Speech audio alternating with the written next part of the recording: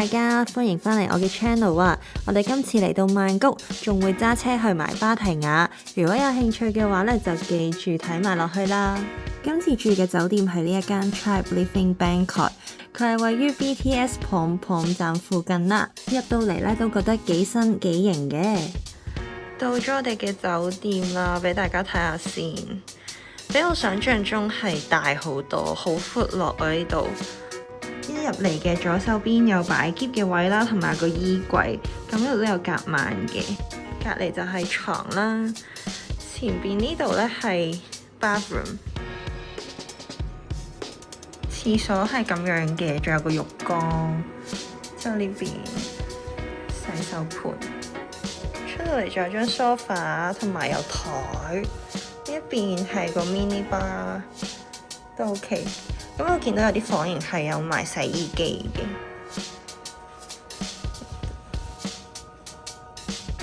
就係咁啦。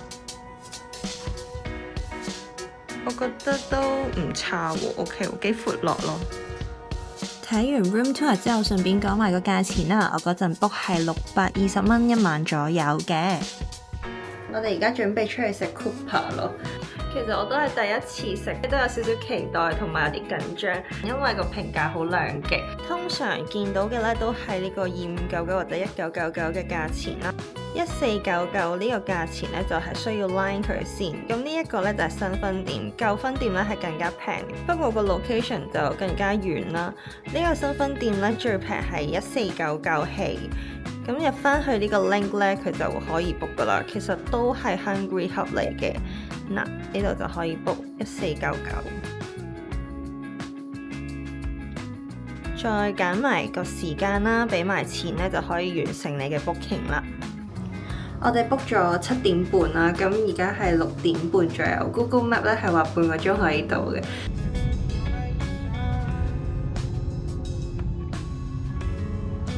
經過曼谷超混亂嘅交通之後呢，我哋終於到咗呢一度啦。喺度食 Copper 嘅話呢，係會有免費泊車嘅，所以唔使擔心泊車問題。哇，超級多人！到咗之後呢，需要登記咗先嘅，咁你就 show 翻你個 QR code 啦，咁佢就會俾個 table number 你。之後呢，再一次過一齊入場。我哋順利入咗嚟咯。呢度呢係分咗2種拎嘢食嘅方式，一種係真係自己出去拎，另外一個就係自己出去 order， 咁就會有人送過嚟嘅。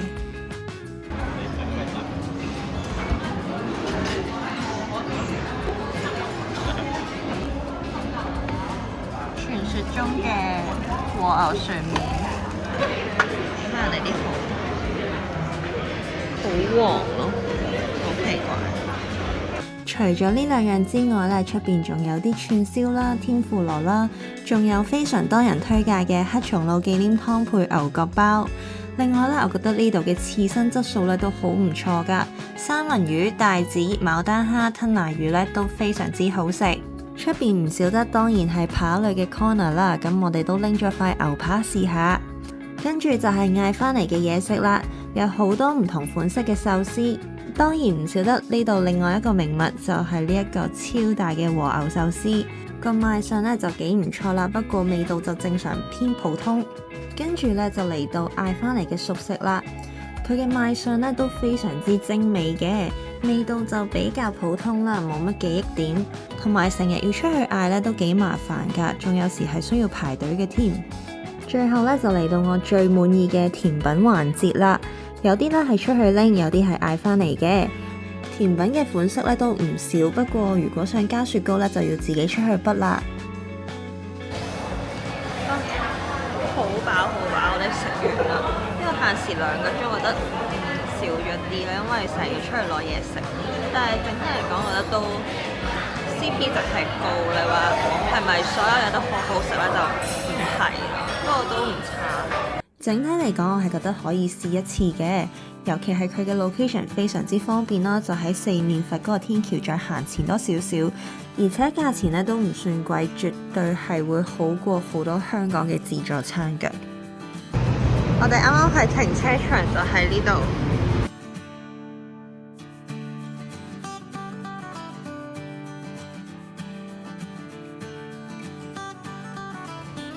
我哋而家咧就準備 check out 啦，咁等陣就會再去 MSphere 嗰個商場行下啦。臨走之前帶大家睇埋呢間酒店仲有啲咩設施啦。其實呢度仲有個24小時嘅 gym 房啦，落多層咧仲有一個泳池添，咁就可以喺度曬下太陽。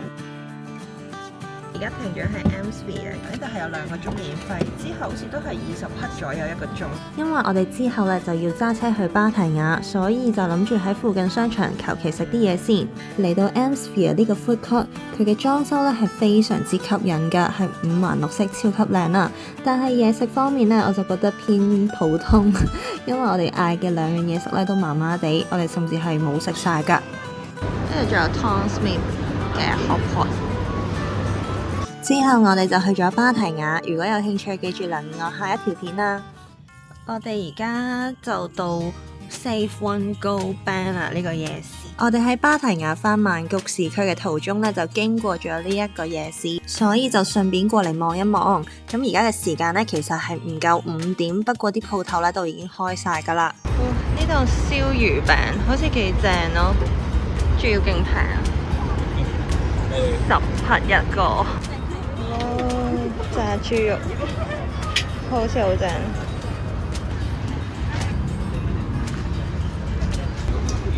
都好似好味咁。炸魚蛋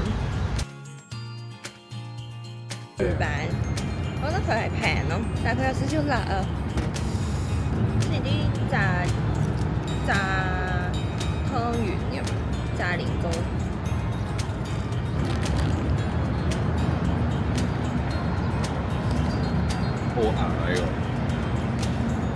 食少少嘢之後咧，就準備返酒店 check in 啦。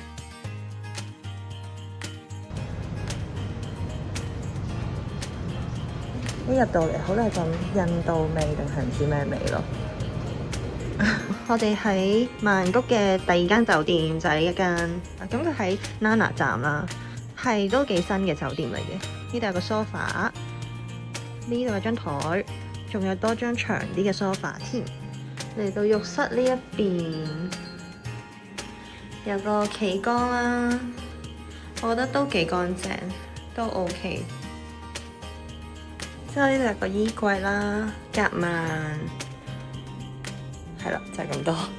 順便同大家講埋個價錢啦，我當時 book 咧係700蚊多少少1晚，咁係唔包早餐嘅，大家可以參考一下。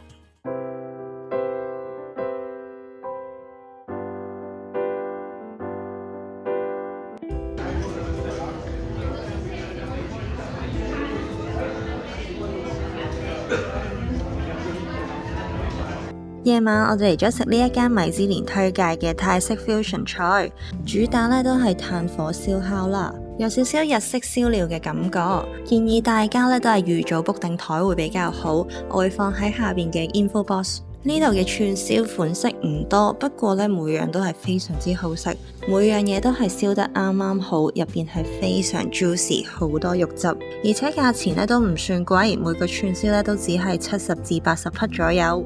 另外呢度嘅叉燒咧都幾好食㗎，肥瘦均勻，大家都可以試下。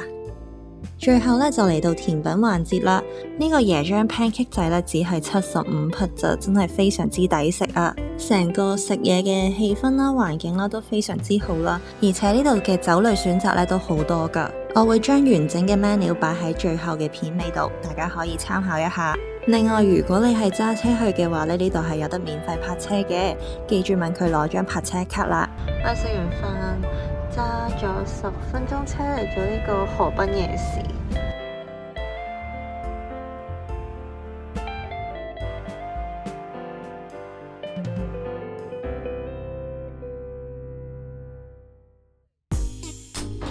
呢度成層咧係日本 style 咯。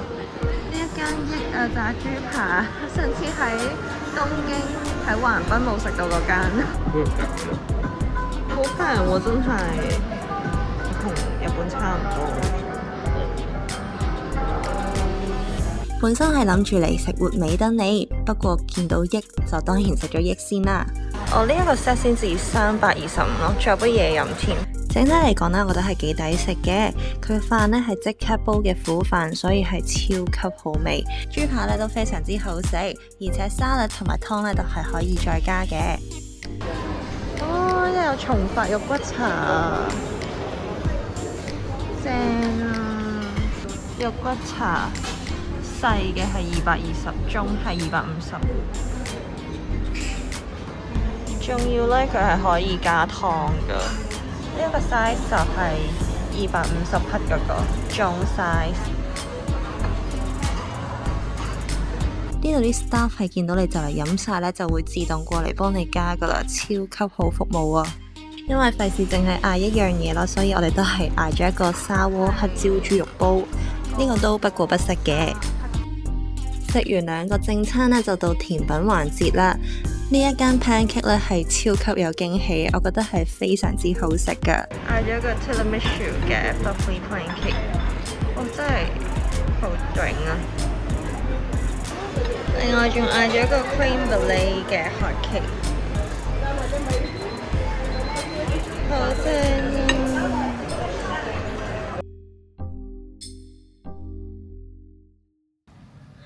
我哋而家唞下之後就準備食晚餐啦。今日 book 咗一間喺 Fresh 度見到有人推介嘅意大利餐廳。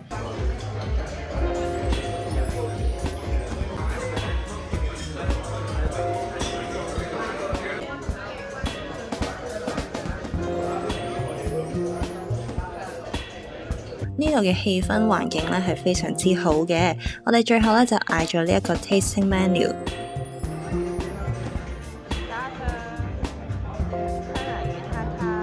呢度咧每碟嘅份量都非常之大啊，因為佢比我想象中起碼大咗2倍，賣相同埋擺盤咧都係非常之精美嘅，而且咧個環境超級靚啦。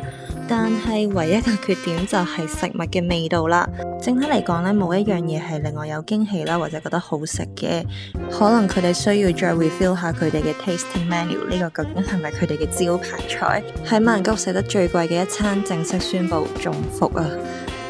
我想講勁大嚿啊！今次嘅曼谷自駕遊就嚟到呢度啦，多謝大家嘅收睇，有興趣記住留意下一集芭提雅，拜拜。